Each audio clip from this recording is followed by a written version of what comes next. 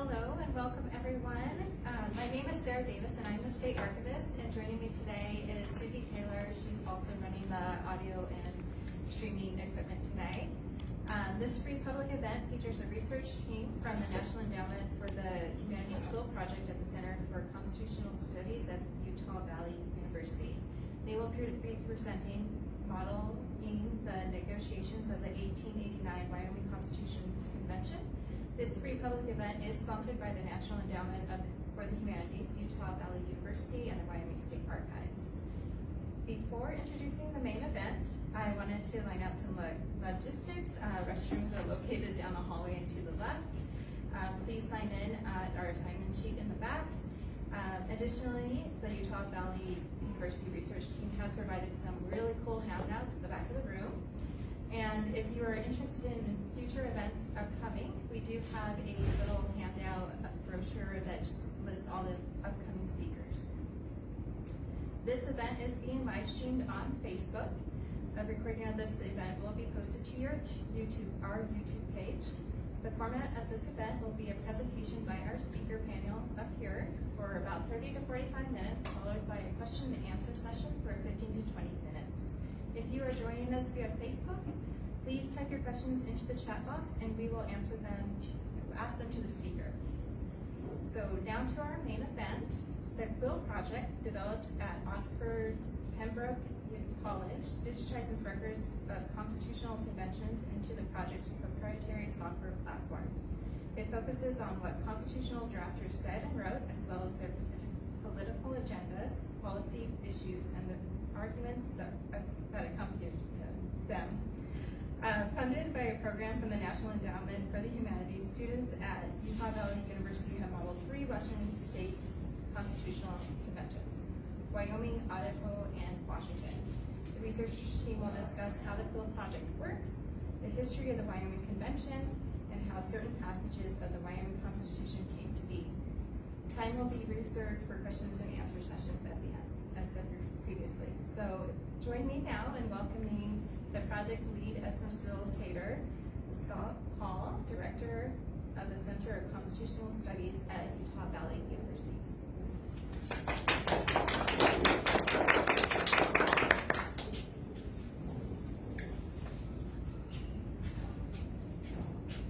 Good afternoon. I'm Scott Paul, and I serve as the Director at the Center for Constitutional Studies at Utah Valley University.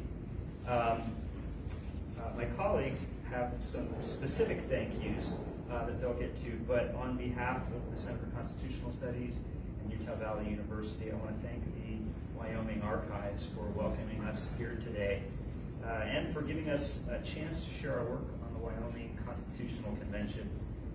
I'm going to offer a very brief background on who we are and then get out of the way so you can hear from the real stars of the show, our student research team. So founded in 2011, the Center for Constitutional Studies is a nonpartisan academic institute that promotes the instruction, study, and research of constitutionalism. Our mission, in a nutshell, is to increase constitutional literacy in our local, state, and national communities in a nonpartisan manner. Almost 7 years ago, our center was connected with Dr. Nicholas Cole, a senior research fellow at Pembroke College in the University of Oxford system.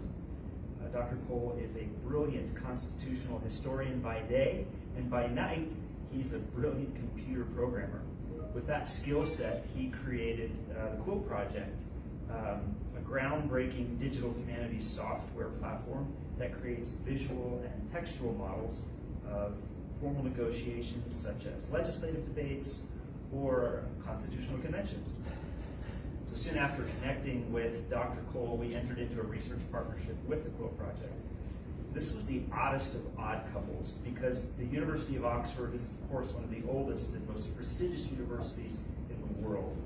And UVU was not only the youngest university in Utah at the time, but also an open enrollment, regionally focused teaching institution. And to top it all off, our research team was entirely comprised of undergraduate students. And I want to conclude by saying a bit about our amazing student researchers. What started with 3 student researchers has now grown into 3 student teams. The students organize themselves, they set their own schedules and goals, they hire new team members, and they do all of it well enough to have secured the respect and trust of their colleagues at Oxford, and to secure a prestigious grant from the National Endowment for the Humanities. In short, they are remarkable. So it's my pleasure to introduce you, or maybe reintroduce you, to 3 of our students. You will first hear from Cashlyn English, one of the co-leads for this NEH project team. She'll be followed by Joseph Stanley, the other NEH co-lead for team co-lead, and then he'll be followed by Daniel Biddle, a member of the NEH team who worked extensively on the Wyoming convention model.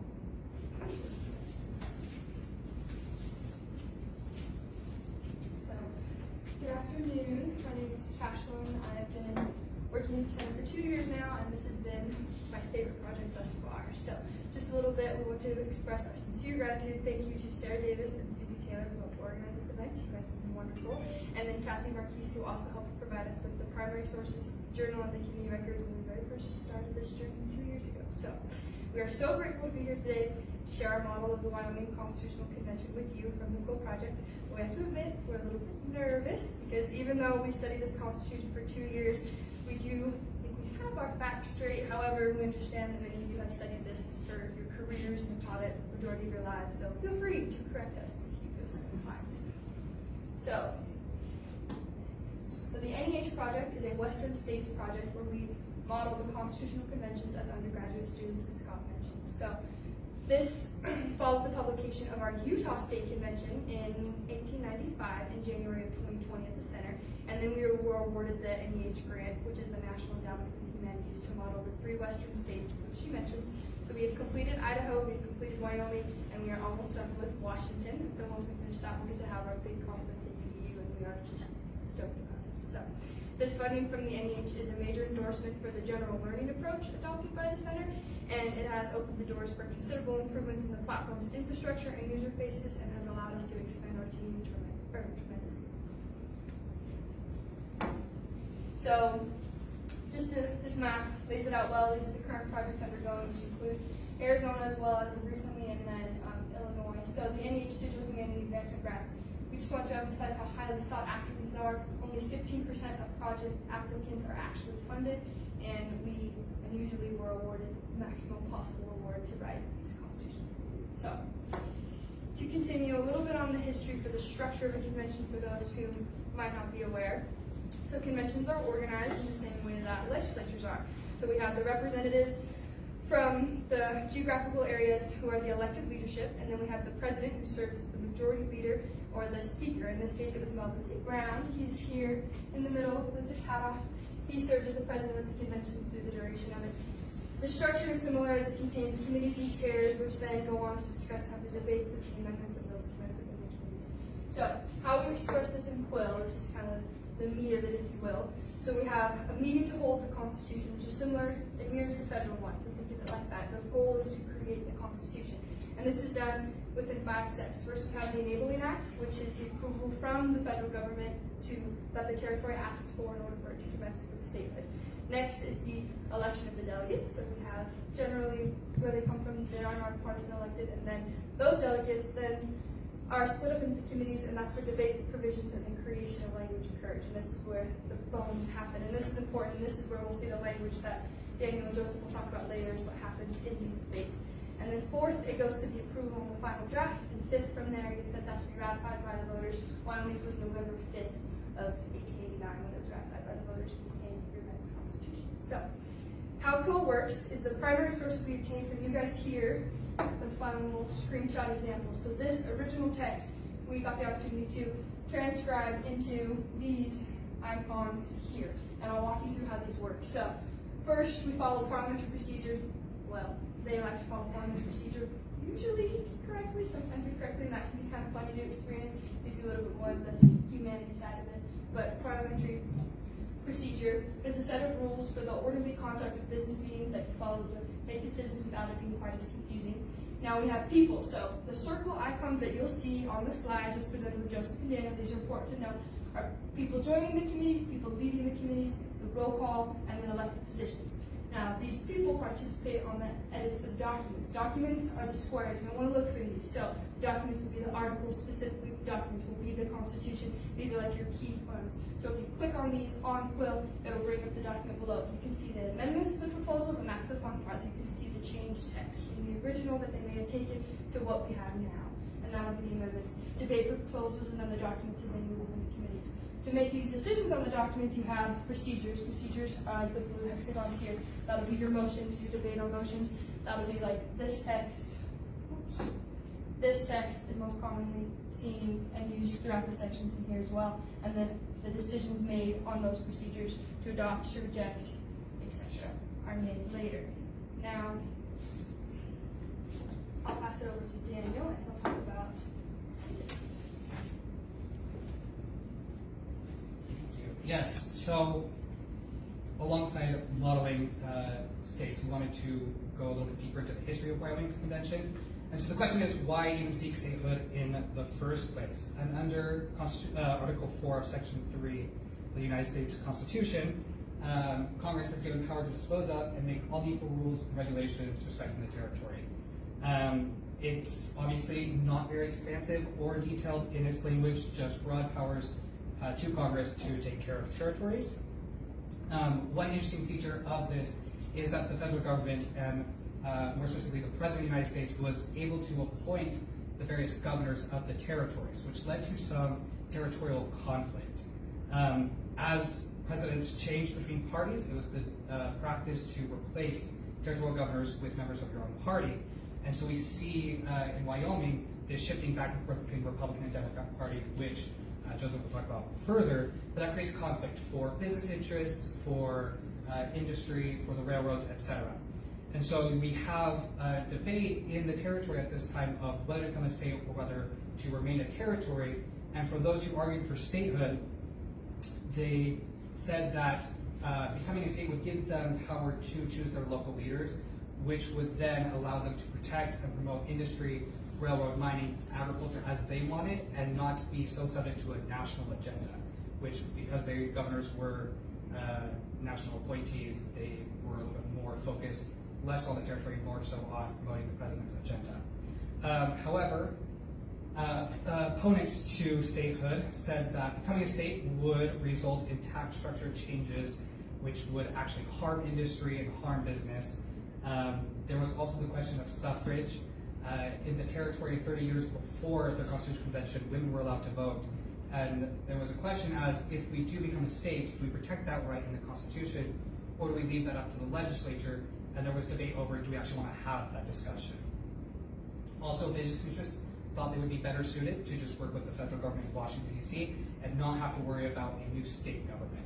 And so those were kind of the two sides of the question.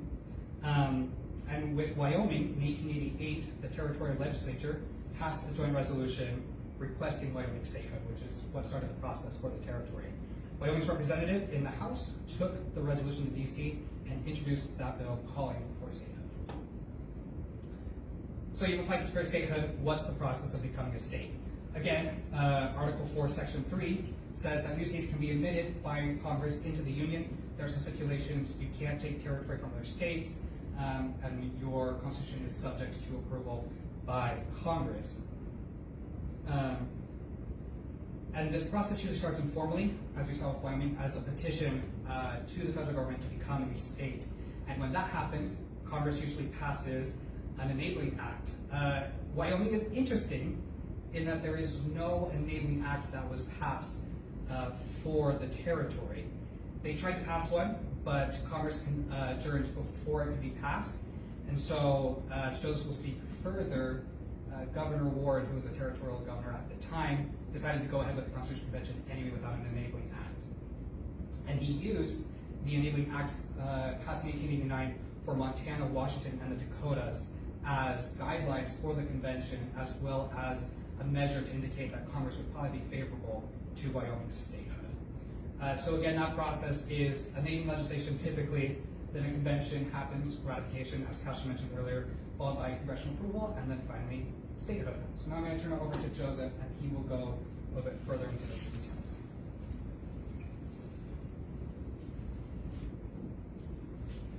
Thank you, Daniel. Right, so, like Daniel has said, we're just going to go a little bit into the history, and then we're going to get into some actual articles, and we'll wrap it up with some quotes. So, just leading up to the statehood, there was more of a talk of splitting the territory among the other states instead of making it its own state. But when the mining developments along the Union Pacific Railroad, when that was occurring, there was a bolstering to the territorial economy that's like, this is the right path to go towards. This is the only way forward for is statehood. So by the 1800s, there was a growing movement in the Wyoming territory towards statehood. In February of 1885, Francis Warren, like Daniel was saying, he became the territorial governor. Although born in the East, Warren had been in Wyoming for over a decade and had become a local proponent of statehood. Warren's reports issued to the Department of the Interior requesting that Wyoming be considered for statehood, they went unanswered. And when Democrats took the White House, Warren, a Republican, was replaced as territorial governor. President Cleveland appointed the Scottish-born war veteran Thomas Moonlight with the glorious beard to the governorship.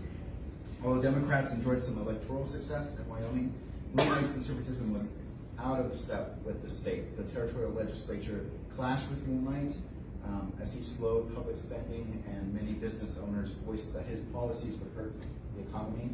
Although local control was at times able to override unpopular actions from the appointed legislature, Moonlight's unpopular actions fueled the desire amongst territorial citizens to seek that statehood and elect their own executive.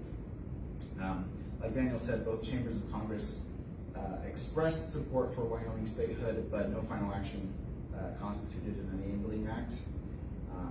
So while enabling legislation was being debated in Congress, Governor Moonlight reported that the population of Wyoming had dropped from 85,000 to 55,000.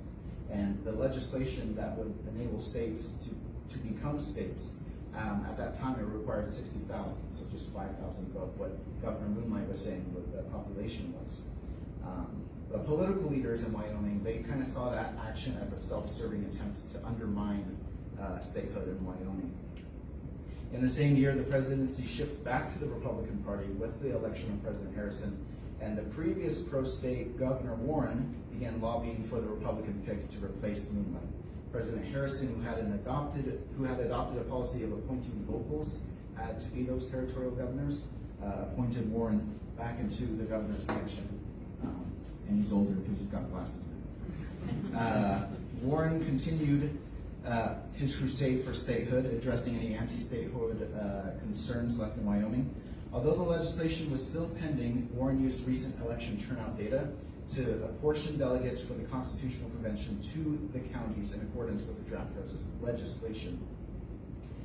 Warren directed the counties to hold elections for delegates to the convention. He scheduled the convention, and he held the ratifying vote of the Constitution all in the same year, even though there was no enabling act.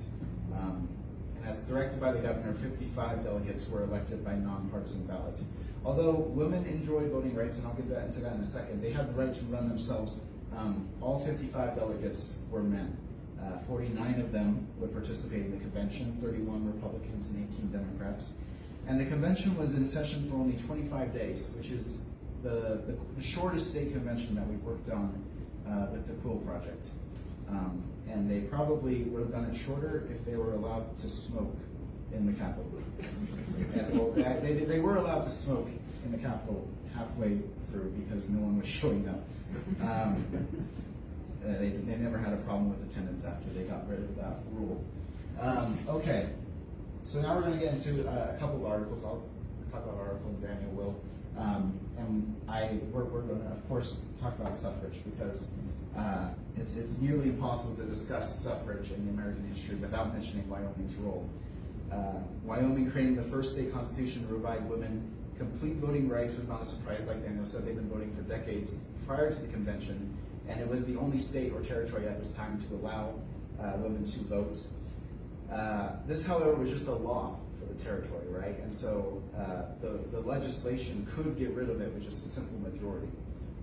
That's what happened in New Jersey. They were allowed to start voting, a woman was allowed to start voting in 1776, but 3 decades later, the legislature took away that privilege. So getting that clause into a ratified state constitution where it would require a constitutional amendment to get rid of that clause, that was a key step towards a federal amendment granting women the right to vote being passed.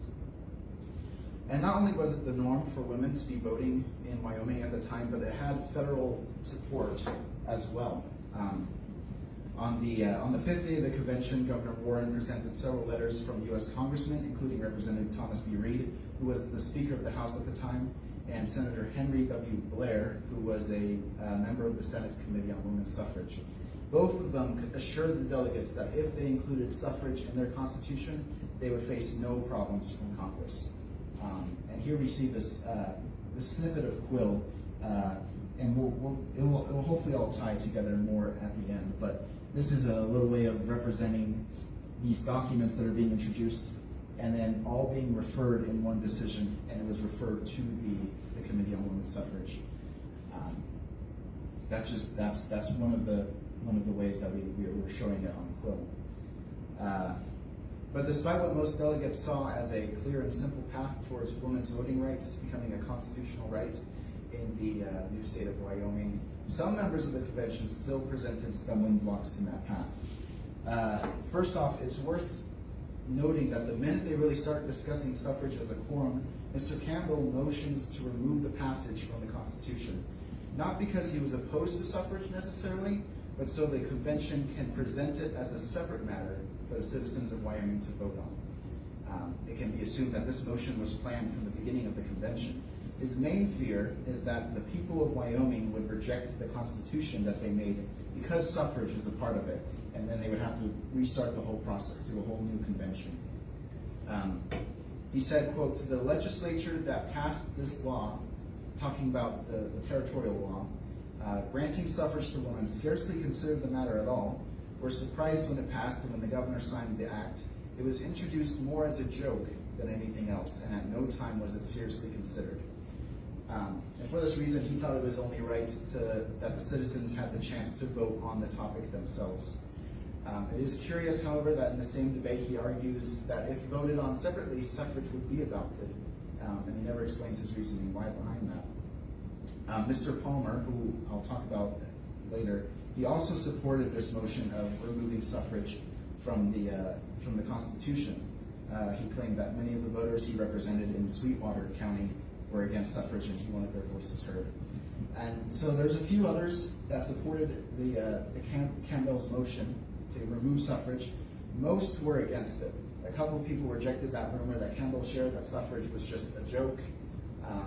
Notably, the former governor of the territory, Mr. Hoyt, he said, "I sincerely regret the occasion for any discussion on this question.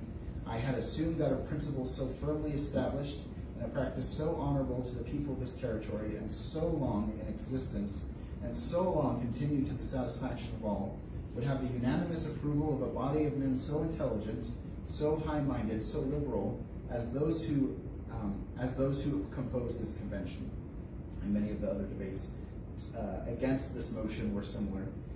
Removing suffrage from the Constitution lost, of course. Only 8 voted for it and 20 voted against it. Here's a bit more of the Quill model of what I've kind of just said, with amendments being made. This is Mr. Campbell's motion right here. Mr. Campbell's motion right here to strike out suffrage. Someone called it out of order, but the president of the quorum at the time said that was okay. There was a debate, and then it was rejected, with the passage being adopted. That passage being this first sentence right here. They adopted that the rights of citizens of the state of Wyoming to vote and hold office shall not be denied or abridged on account of sex. And there's a second sentence here. Both male and female citizens of the state shall equally enjoy all civil, political, and religious rights and privileges This is what passed in 1889, but when they first started discussing this section, this second sentence was not a part of what they were considering when they were first looking at the suffrage article. This is the purpose of this inclusion could be attributed to Mr. Palmer, who I mentioned earlier. He was a particularly outspoken objector to women's suffrage. After the delegates approved this language, Mr. Palmer proposed an amendment to Section 2, which originally read, "Every citizen of the United States of the age of 21 years and upwards shall be entitled to vote at such election." His amendment was simply to just put the word male in there. Just see if you could sneak that in without anyone noticing. But everyone noticed. Because the delegates voted against it purely because it would make no sense. It's a complete contradiction to Section 1, and they voted against it. But it was Mr. Palmer's demand that prompted President Brown to amend Section 1 to include this second sentence here. It had already been introduced in the convention. It was kind of found redundant in comparison to Section 1, but I think President Brown really felt like he had to double down on this idea that it was male and female voters, because I don't think Mr. Palmer got that idea. Sections 1 and 2 are, of course, historic for Wyoming and the United States, and a huge victory for the suffrage movement. However, the discussion on these sections was shorter than the discussion on Section 9 of the suffrage article. Another key debate surrounding this article is whether or not the Constitution should include a reading requirement for voters. The Wyoming Constitution states that voters must be literate and capable of reading the Wyoming Constitution unless they cannot because of a physical disability. And that provision exists in the Constitution of Wyoming today. They have never amended it out. Due to a nationwide ban that Congress made in 1970, literacy tests and whatnot, they can't be enforced. Those are illegal. And so that's why that, even though it's not been amended out, of course, that cannot be done today. The writer of the provision, Mr. Teschemacher, argued that there are many states in the Union with this literacy test requirement, such as Maine, Connecticut, Colorado, Florida, and others. But even back in this time where it was common practice, there was substantial opposition to this line of text. Much to the surprise of Mr. Teschemacher, 3 different delegates proposed at 3 separate times to just remove that passage completely. Mr. Preston spoke very passionately about his dislike of the section, saying, quote, "When you undertake to say that a man must be educated in order to vote, you're placing upon him one of those restrictions which it was not intended ever should be placed upon him by the founders of this country, and that those who support such an education requirement are signing the death warrant of the Constitution of Wyoming." This is, again, a model of what I've just said. You see a combination of both different amendments being made and different debates being made towards those amendments, and then a bunch of them being rejected over time. As a matter of fact, those who opposed this requirement, they even used satire to make their points. Mr. Campbell introduced an amendment that would change Section 9 to cross it all out and pretty much put, "No person shall be entitled to vote who cannot translate Hamlet's soliloquy into Pennsylvania Dutch," which I think is my favorite quote from the convention. In the last vote made by the convention on the topic of the literacy test, just 63% of the delegates voted to keep that education requirement. By this test being an official section of Article 6, that put a handful of delegates in a voting conundrum. And this conundrum encapsulates one of the most interesting themes in American constitutional history, and that is of compromises. Connecticut compromise at the United States Federal Constitutional Convention, 1787. That's, of course, the most famous compromise. You learn about that great compromise. But it's important to remember that all negotiated documents, including every state constitution that we've studied, and all constitutions, all documents, they include a number of concessions. And so this is one of the focuses that the Quill Project aids us in comprehending in a very visual manner. And compromise is represented here. If certain delegates favored allowing women to vote, but they opposed that literacy test, they had to decide how they're going to vote on this article. And we can see some of that bargaining that the delegates did in their heads while reaching that final decision in that final vote. So Mr. Campbell, who he said, "I merely wish to say again that I must protest against this educational qualification, which I believe is all wrong. But inasmuch as this file contains so much good, I vote aye." So he was for suffrage, against the literacy test, but he still voted yes. The same views Mr. Preston shared, but he had a different approach where Mr. Preston said, Section 9 will deprive some citizens of the United States that intend to move to Wyoming of having an equal voice in the affairs of this country. I vote no. And then Mr. Palmer, who I mentioned earlier, the one very opposed to women's suffrage, he was asked to explain his vote. He said, "I am opposed to women's suffrage, but there is so much good in that bill, I vote aye." And so you have this you kind of see people making this bargaining, this trading in their minds of, I really like this, I don't like this. And that's something that I think the Quill Project shows very well. In the end, the suffrage article was adopted into the Constitution on a vote of 30 to 12. So just to wrap my part up, I think there's even a brief look at the icons of the model on Quill. Because that's what I mean. You can read all of this in the debates. You can read all of this in books that have been written on Wyoming. But I think one of the advantages of Quill is you get to access information really quickly and understand a bit of the personality of these conventions. And so there's a couple of key points regarding this analysis of Wyoming and suffrage that you can get pretty quickly by just looking at the icons.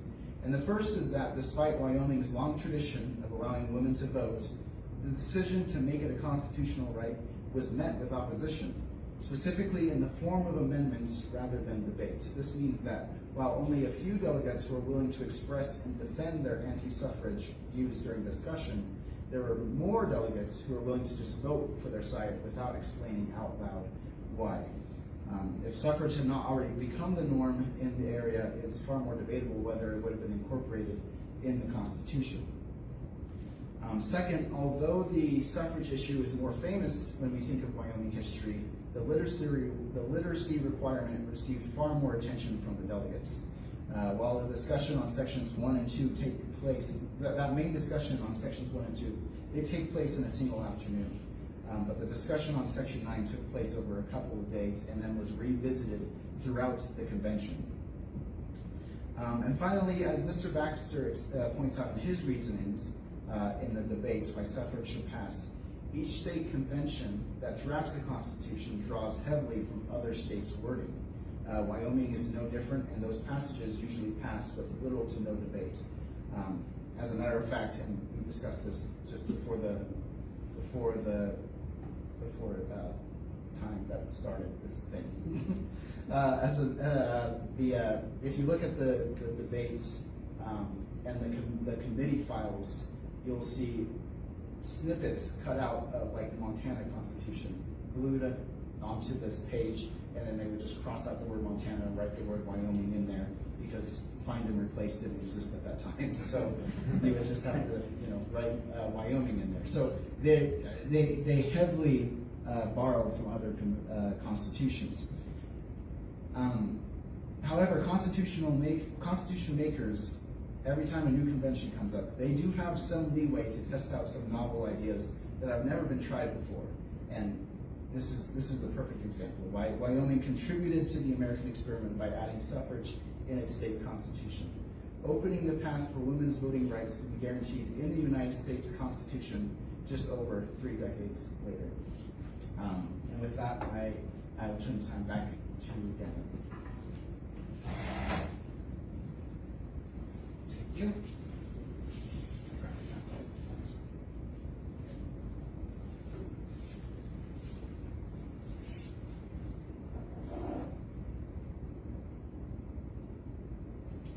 All right. Perhaps on the surface, to be less engaging than suffrage, the Constitution provisions on irrigation and water rights advance the national conversation in a way somewhat similar to suffrage. Irrigation and water rights uniquely fall within the state's purview and do not overlap with federal legislation to quite the same extent as suffrage did. And as you are likely well aware, and as we are aware from Utah as well, water is the lifeblood of arid agricultural western states. And the convention delegates found water rights to be so important that they enshrined them within the Constitution and spent 2 days discussing them in what would eventually become Article 8, irrigation water rights in the final Constitution. And the Wyoming Constitution itself was part of the larger opera of Western constitutional writing going on at the same time, happening in Colorado, California, the Dakotas, Washington, and Idaho, and Utah previous and later as well. And the historian Lewis Gould accurately stated, and Joseph made this point as well, that much of what went into Wyoming's constitution was borrowed from the documents adopted by other states. This holds true for the provisions on irrigation and water rights. Most of that language was developed in Colorado and to some extent California. However, they took mainly the Colorado's model and made improvements upon it, which is where these two people come into play. This is Elwood Mead on my left, and then over there, Charles Burritt. And although not a member of the convention itself, Elwood Mead was a formative actor in the debate on irrigation and water rights. At the time of the Wyoming Constitutional Convention, he was serving as Wyoming's territorial engineer. He grew up in southern Indiana on a farm that bordered the Ohio River. And prior to the convention, like I said, he served in Colorado and helped to develop their system of water rights and irrigation. And he would be influential in taking that model and bringing it to Wyoming. On the right, Charles H. Burritt, who was a delegate from Johnson County, he would be a prominent member in pushing what would eventually become the provision on irrigation and water rights. He was a Democrat and a lawyer who was born in Vermont in 1854. He landed in Wyoming, where he practiced law from 1877 to 1898. Obviously, during that time, he also served as a delegate to the convention. In 1898, interestingly, he went on to serve in the military and government service in the Philippines before returning to Reno, Nevada in 1907, where he stayed until his death in 1927. But these two actors, both within the convention and without, were influential and prominent in advancing what is today irrigation water rights within the Constitution. So, action on what would eventually become Article number 8 began on September 7, 1889, where it was brought into the convention and then referred out to committee. It was discussed twice in the committee of the whole, September 12th and September 21st. These debates centered on primarily two issues, one happening on the 12th and the other happening on the 21st. On the 12th, the first issue was whether to apply an ideology of riparian rights or prior appropriation rights. And then on the 21st, the second topic of discussion was the ever ubiquitous question as to what extent the convention should define terms and legislate specific details in the Constitution. As the first article was drafted, it provided priority to appropriation rights rather than riparian ones, which many delegates protested. If you look down here at the Quill model, this is the initial draft of the Irrigation and Water Rights Bill. This is a copy created of it so they could read it one section at a time. This is the first section, and this is the amendment, and we see the amended language there in section 1. This is what this is. The water of all natural streams, springs, lakes, or other collection of still water is hereby declared to be the property of the state, subject, however, and this is important, to prior or future appropriations for beneficial uses. And this amendment, and partly the base language here, provides that protection for prior appropriation rights rather than riparian ones. And on the slide, those two terms are very important to the discussion. So if you don't know what they mean, I did it, so I looked them up. Prior appropriation water rights are determined by priority of beneficial use. And so the first person to use that water and apply it to the land for beneficial purposes has rights to that. And that stands juxtaposed to riparian rights, which just gives landowners adjacent to a stream rights to that, whether or not they use it to improve the land. Like I said, as it was drafted and then amended here, it provides priority to prior appropriation rights rather than riparian ones. And on September 12th, on this day, James A. Johnston defended prior appropriation rights, and he used a U.S. statute to make his point. He said, whenever by priority of appropriation, the possessory rights to the use of water for mining, agricultural, or other purposes have passed and accrued, and the same are recognized and acknowledged by local customs, laws, and decisions of the courts, which will come into play later, the possessors and owners of said aforesaid rights shall be maintained and protected in the same. We see debate continue. If you notice, this is the first half that I showed you, and later on over here, we see further amendment and debate on this article in particular. And Asbury B. Conway it was one of the staunchest supporters of riparian rights, and he countered Johnston's claim. He said it is a doctrine of common law, both in Europe and in this country, that the water naturally flowing upon the land is part and parcel of the land. And title to the land gives title to the water. The right to riparian proprietors at common law is as familiar as common law itself. The question has been fully discussed, and decisions reached by the courts of the different states that the right to the riparian proprietor in running water is at common law. I doubt very much the propriety of changing the rule. So here, Conway's whole argument is, this is common law, this is what we use, this is in other countries, the courts have already decided this isn't a question, it should be riparian rights. However, Charles M. Potter was quick with his rebuttal. He said, while it is true, as Judge Conway remarks, that at common law the riparian owner has a right to the water that passes over his premises, or by his premises, in some of the western states, that rule has been changed by decisions of the courts on the grounds that in the existing condition of things that it was necessary it should be changed, and holding that there is no such thing as riparian ownership to the water, but that a person can get an interest in that water by a prior appropriation. Which is a bold statement, right? Conway uses the tradition of common law as applied by courts to say no issue of riparian rights, and Potter counters with, actually the courts have decided that in some cases riparian rights don't even exist. And an interesting feature of Quill is this vertical stacking of things. It's like in music, a crescendo or a decrescendo. As things get higher, we see debate and action continue. Every action is a step higher on this diagram. And so the taller it goes, the more discussion and action happens on it. And so we see this crescendo and the decrescendo and subsequent crescendos as we go through the convention, which is one of the most interesting features of Quill, to quickly visually identify provisions that had more debate than others. While the committee at this time did move on to discuss the finer details of the article, such as which bodies of water to include in state ownership, the question of riparian rights versus appropriation rights wasn't entirely settled, and many delegates still seemed conflicted on the topic. However, at one point, Charles H. Burr, who I showed a picture earlier, presented a letter penned by Elwood Mead, the territorial engineer, who documented the problems of Wyoming's agricultural irrigation system, as well as recommendations which amounted to basically overhauling the entire system and implementing something similar to Colorado's.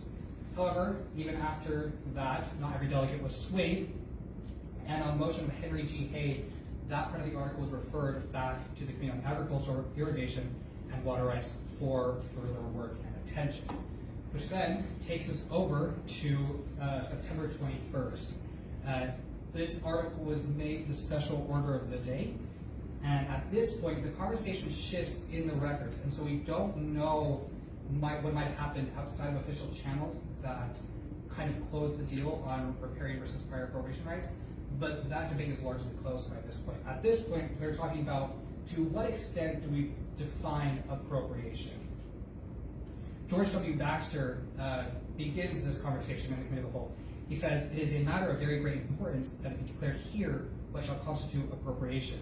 He then goes on to relate news that he had heard from a couple of people from Denver as he was traveling. They met them on the road, and they told him of a recent court case in Colorado where the court had decided that appropriation meant the actual application of water to the land. So we see a court here defining terms, and we also see an interesting feature of state constitutions, and that is comparative constitutionalism. We see delegates not just trying to formulate things themselves, they borrow from other constitutions, they rely on court cases, they rely on precedents in other countries, as we'll come to see later in this debate.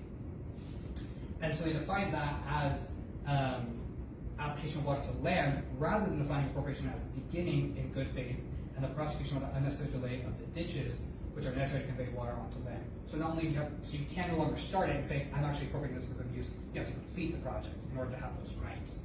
And that's what happened to this case at hand in Colorado. The first group of men incorporated this area to irrigate 5,000 acres of land. And they started the ditch, but they were slow moving and eventually semi-abandoned the project. Behind them, another group of men came, completed the work much quicker, and actually got the water onto land for irrigation. The courts ruled that despite the first group beginning the work, the water rights actually belonged to the second group because they were the ones that got the water onto land. George Baxter felt that this was an incorrect conclusion. And so he argued that it was the absence of any declaration as to what should constitute appropriation that led to that unjust ruling. And that's the basis of his argument of appropriation should be defined in our Constitution. Upon Baxter finishing his remarks, Burritt took into consideration his position and said, all right, will add appropriation for beneficial uses to the Constitution to somewhat define it. And that amendment was eventually adopted in the debates. Here we see further discussion on that same day. Much of the conversation happens between Baxter and Burritt. And we see this modeled here with amendments and then conversation amendments to other things like that. And this one highlighted in red is what I'm looking at, and this is the language that you'll see, and Cashlyn will show you what that looks like on the actual Quill platform. Conway makes a brief appearance again, and he disagrees with Baxter's interpretation of events. Instead of, he argued that the decision in Colorado relied on the diligence that the two groups put in, and not actually any ambiguity surrounding appropriation rights. And so he felt that the language at the time was appropriate, and they didn't need to define appropriation any further. Baxter, unswayed, and perhaps spurred on by Conway's challenge, motioned to add the following language. Appropriation shall be construed to be the actual beginning of work necessary for carrying water onto the land to be irrigated, and prosecuted with unnecessary or unreasonable delay.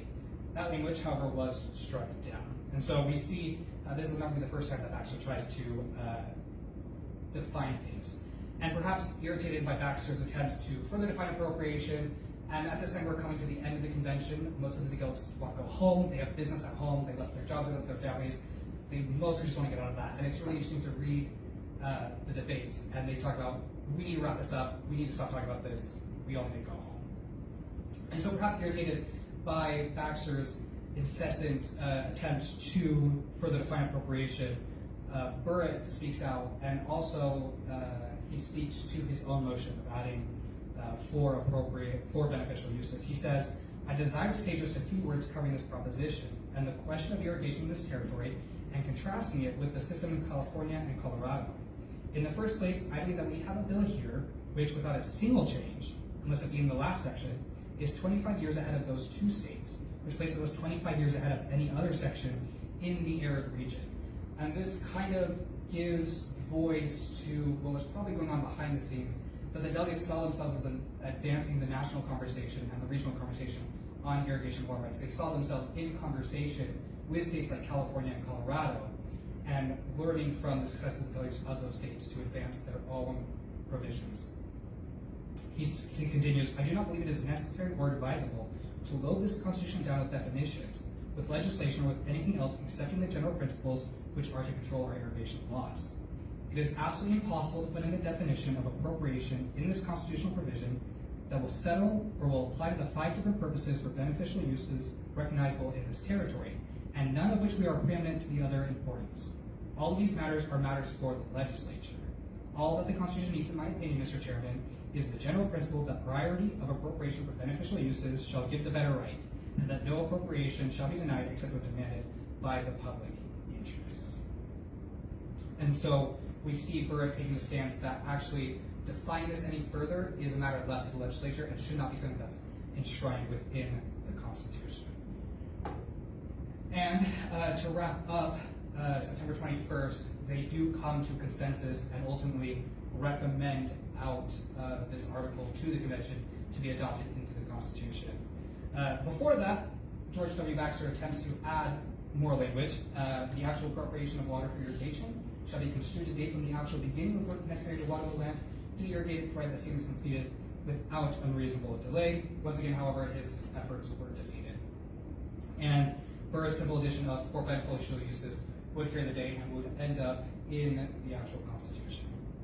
Speaking generally on this article, Burritt claimed, I believe the bill as presented by the committee needed no amendment in any material respect and would give us the most perfect water system that has been tried in this country. It is a system that has been adopted by all the irrigation countries in the world except the United States, which is a point of interest. We don't have great records for the 1787 National Convention. We do have Madison's notes. But the states are unique in that we see them not only applying their own experience, a lot of these people have been living in the territory for years, but they also rely on other states, court cases, and, as Burritt said, other countries to help shape their systems. Like I said, the committee went on to recommend this article, and it was adopted in the Constitution, as you see here. And the process surrounding the formation of this article is interesting in 3 ways. One, the way in which the delegates viewed themselves as being in conversation with other constitutional bodies, whether that be the United States as a whole or their fellow Western states, and their efforts to incorporate their successes while avoiding the failures of those states.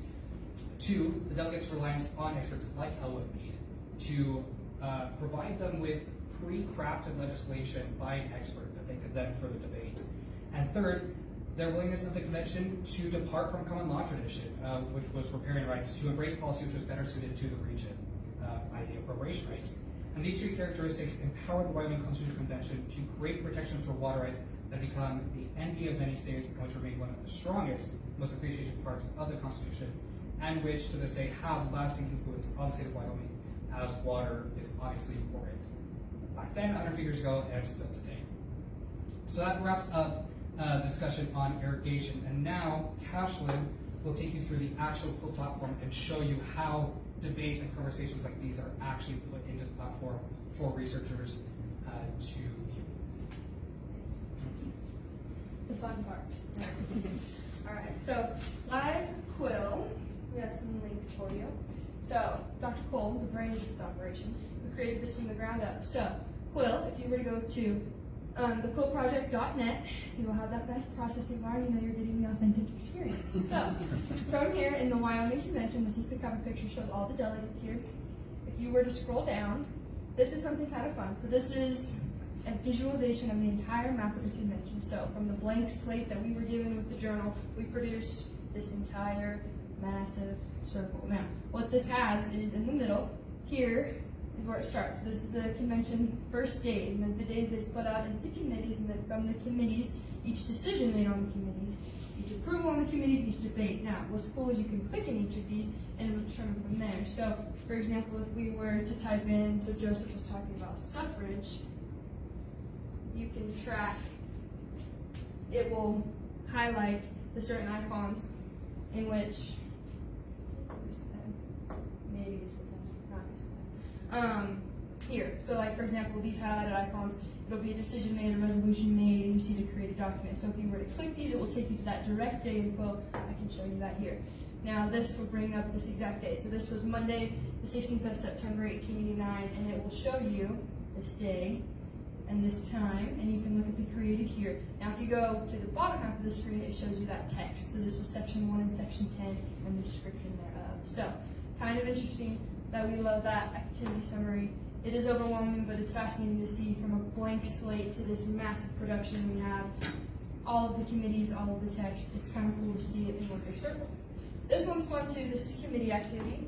So we have, in the center here, it shows the entire convention, and you can click out and it zooms it out. So committee of the whole, which is the convention will defer because the rules are a little less stringent. You can get away with a little bit more Baxter-like to this area in order to make different decisions. So from the committee of the whole, you can click out to the day, and then from the day, you can click out to the people and the decisions made, and it takes you to a wider zoom. So just another way to visualize and see. Constitutions are overwhelming, and the complexities of the convention, like starting as a research student, I was like, tell me where to go. And this is the best way to visualize it within Quill.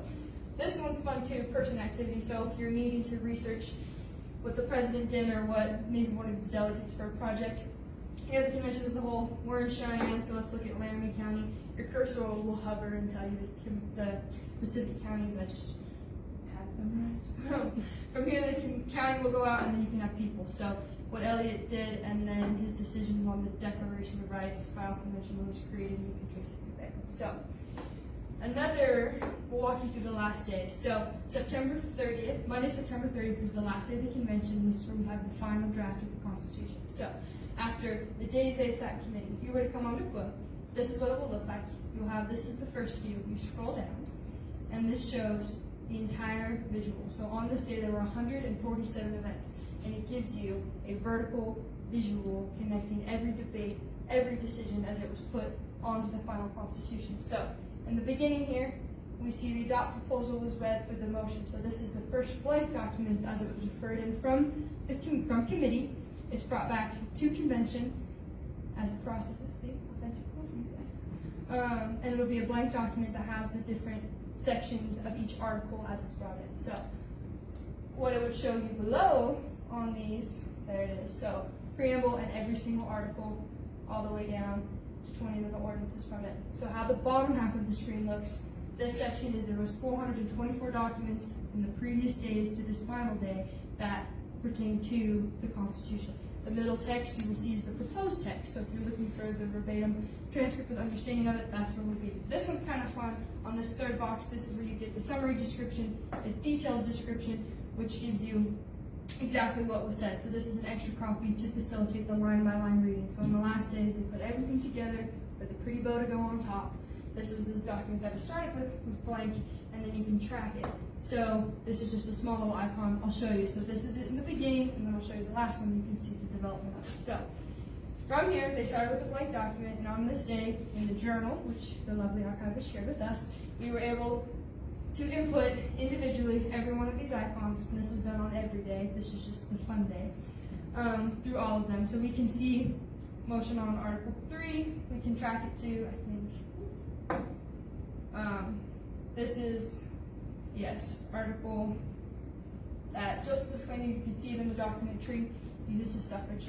As it walks you through, you can see the decisions made, the amendments made, and excuse me, if you scroll down through all the articles, it was a long convention, it was a long constitution, 105 pages, I believe we talked about in the beginning. It will show you the highlighted article that is this icon, all this fun text right here. So this is the suffrage article. This is the exact verbatim text that you guys have today. This is when it was placed onto that blank document for us to see. Same with Daniels. I'm just going to scroll back up because it's a little easier. Same with Daniels. We have it here, Article 8. Here, front view. It highlights it for you. You can scroll down, and I can scroll all the way down Article 8. We can find those exact same sections. So the development of this is easy to see in a visual model. I know it can be overwhelming to you outsiders as we live in this platform and come to love these boxes dearly. It's just good to know this is the verbatim text that we have. So the conclusion, we'll scroll all the way through 147 events just on this one day is a new respect for archival work, that is for sure. This is the final constitution. If you were to click on it, this is the final as it was brought for an enrollment report, and then the decision made, which are these checks. If you're to click on it in the day info, and it processes for us. It tells us here, gentlemen, your vote on the adoption of the Constitution is as follows. Ayes 37, noes none, absent 12. Gentlemen, by your vote, you have adopted the Constitution of the state of Wyoming. So, we love it. It was an awesome project to work through, and if you guys want to have a live opportunity to walk through Quill, we would love to share it with you. I know it's overwhelming, and we can be your little tutors if you would like to have a little research session with us. So, we appreciate you all, and thank you for having us. Any questions? Did you have a favorite document that you found when you were looking through?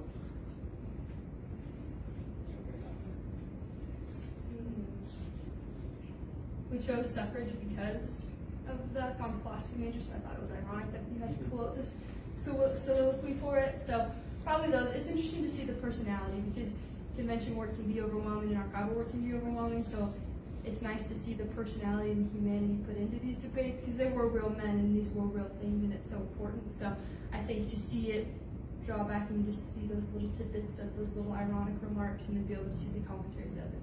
It's rewarding. It's fun. Was there any delegates in particular that you came to really like or really dislike? Yeah, I tend to really like President Brown. He can get kind of sassy with delegates. As the president, he gets final rule on most decisions. Obviously, the convention can't choose to vote against what he's ruled, but he can get kind of sassy with delegates that he doesn't agree with. And those who keep doing the same thing over and over again, he's told them, hey, you can't do that. So it's fun to see their attitudes come out. You can see their personalities shine in the records themselves. But going back to the previous question on a particular document, my favorite is always the Declaration of Rights. It's fascinating to see how our understanding of rights have evolved. And states are, within this country, a large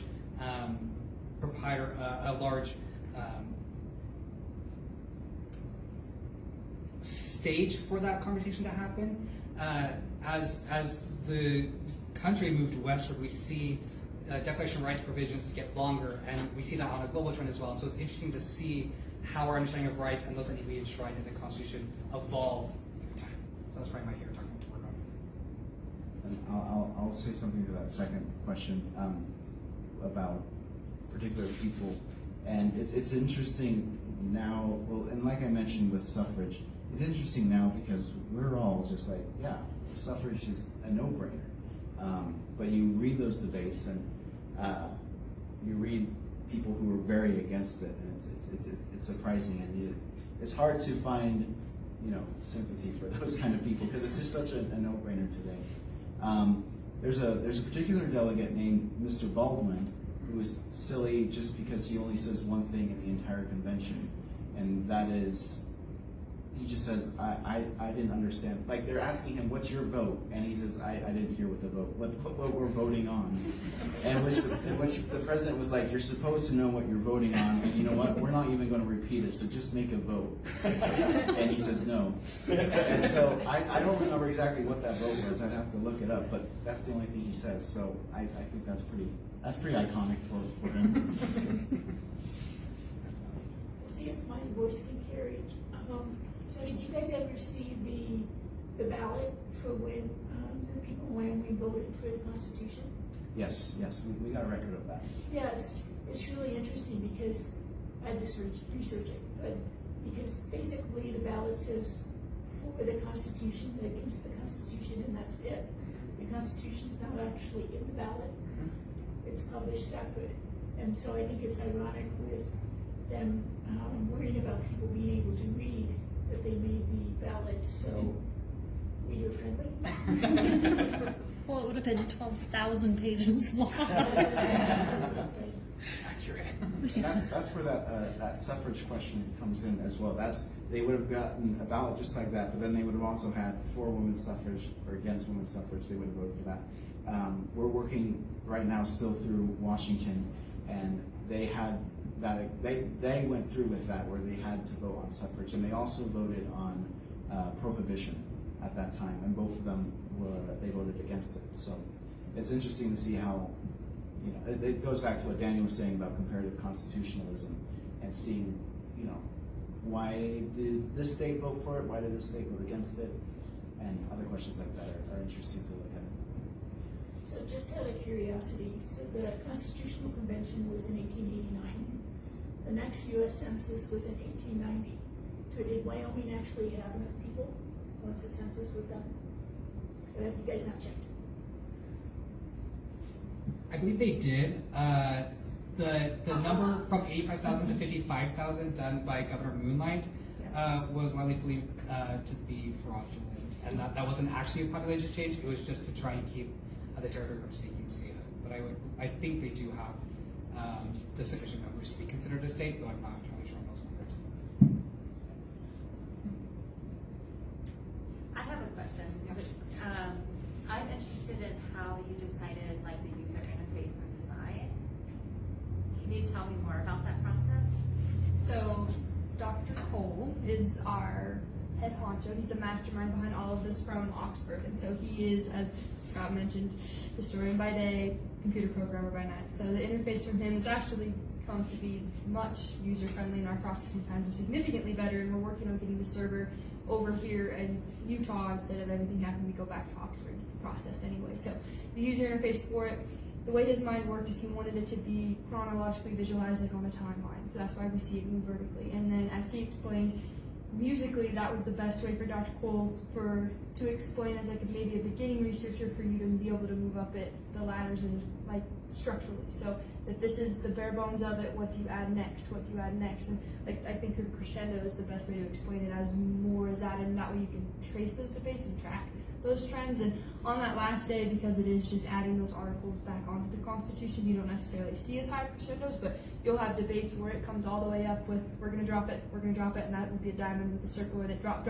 and then reject the whole thing. And we're like, well, that was a 10-page mess. They didn't even do anything with it. So the user interface in that way, we're still working on development and making it user-friendly. We have an outreach with a constitutional literacy institute where we teach K through 12 teachers how to use this platform to help with their students.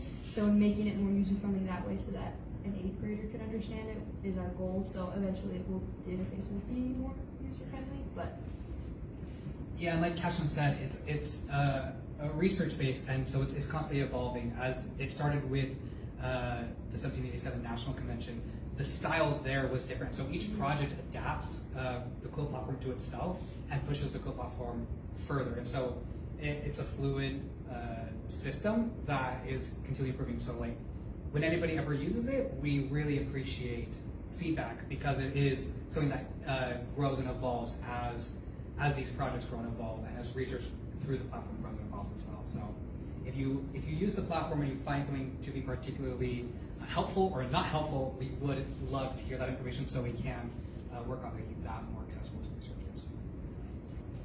There are videos too, if you do a little bit more research. Dr. Cole has some step-by-step walkthroughs of click this, click that. And we would love to walk through with you guys too if you're interested and would like to know a little bit more. I can show you, if you wanted a pupil research to find your favorite one, there's another way to do that. You type in the name. So you can see everything that they said, every vote they made, every decision. So in that sense, I know it can be very overwhelming, but you can find that rabbit hole and do a lot of research in that.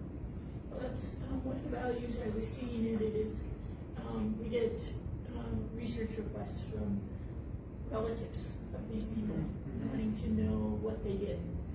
And this is one of the few that actually has detailed discussions and things like that. But to be able to quickly show it to them is really going to help, right, Susie? Absolutely. Yeah. Are there any lessons that you can see from the Constitution that might be applicable today? Or that you wish would have been taken to heart? Yeah, so comparative constitution is something that I'm super interested in, and it would be that principle of you don't have to have it all figured out, and that it's okay to rely on other institutions and other systems to kind of figure that out. And that doesn't necessarily just come from like purely a constitutional thing, but as a political science, that was my major. That kind of conversation at large was learning how these delegates would compromise and what those discussions look like, and then also searching for the best ideas for the state.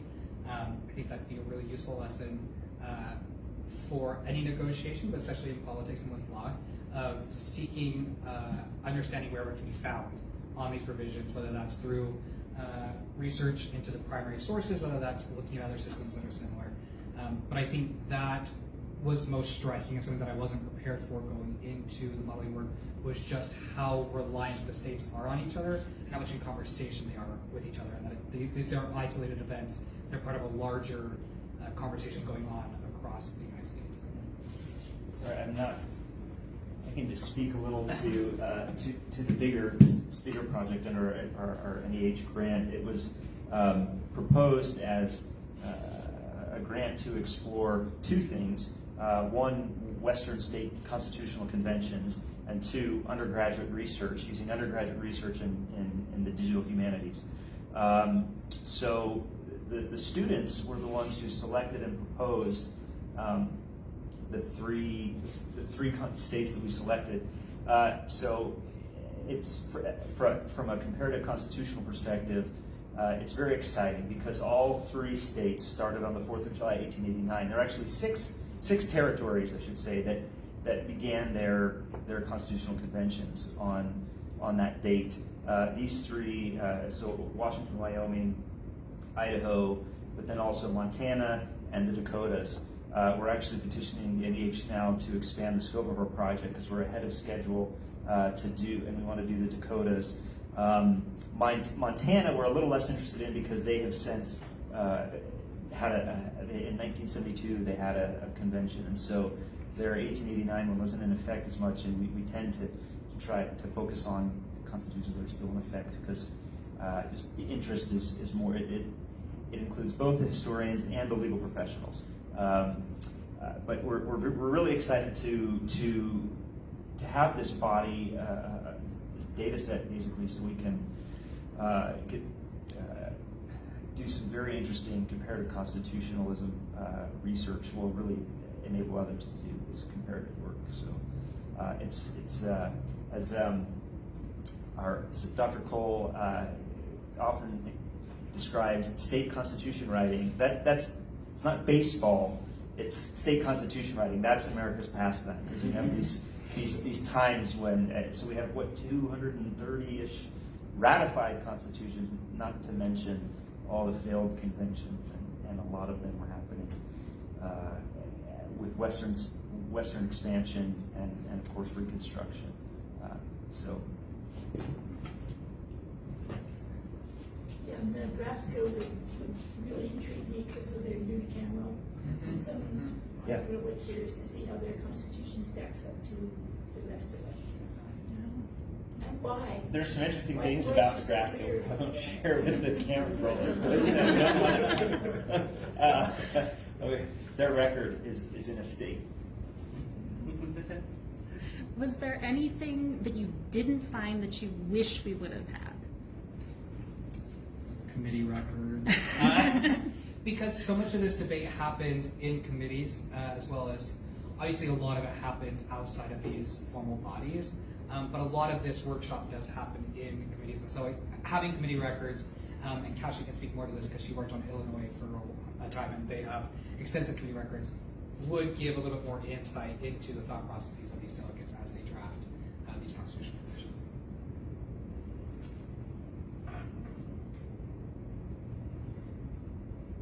To what extent did you look at like newspapers, and did those help flesh out what you were seeing in the records?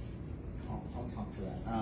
Yeah, newspapers are very helpful. One of the Library of Congress has Chronicling America, which has been a great resource for us. And it's really interesting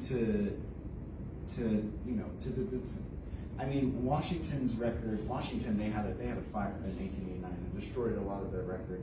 We have their journal. We don't have their debates.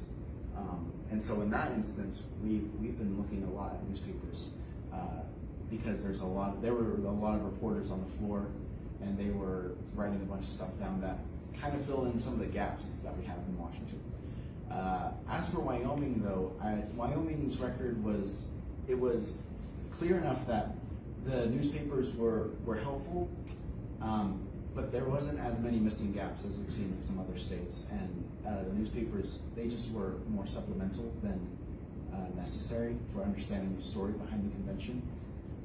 But they're also just very interesting to go through, and they're just to have this idea of you're in this territory and you're using those newspapers to read about what's happening in the convention. I think it's a really interesting idea, and something that you don't really you take for granted with how news works today, with how quick and digital everything is. To be able to read that newspaper, I'm sure that was a cool experience for me. So, not necessarily with the Wyoming convention, but our first state convention experience was with Utah, and we relied heavily on the newspapers in Utah. There was a newspaper of record that kind of helped fill in some of the gaps. There was a key moment where there was there was a gap in the official record, and so we went to the state archives. Our students went to the state archives, found the newspaper that coverage for that day, got to on microfilm the page in the newspaper, and found that there was a coupon on the back of the page that we just found a big hole in the page. We thought, oh no! So the Church of Jesus Christ of Latter-day Saints has an extensive history library in Salt Lake City, and so we're able to go over to them. They had another copy of these newspapers, which of course have all been destroyed at this point, because why keep them if they've been put on microfilm? So we're able to. They went to a second archive, found it, and that's where they saw. Oh, there was this coupon on the back of the page, and so the official copy that had been microfilmed was just happened to have the coupon cut out. And so yes, we've had fantastic experiences with newspapers, and and they've been great resources, and also a testament to our students' tenacity. And certainly, I think the answer to the question, can undergraduate students do serious digital humanities research, is a resounding yes.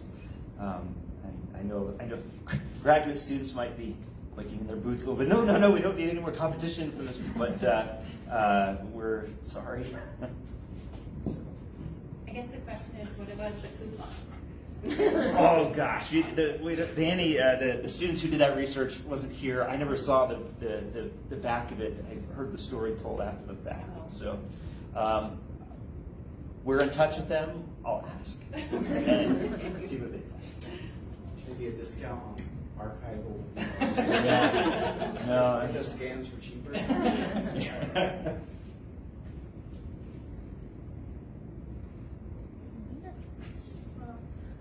Thank you so much for joining us today. Did we have any questions in the chat? I think we've covered them all. All right. Well, thank you so much for joining us today and sharing this new resource. I learned so much, and thank you so much.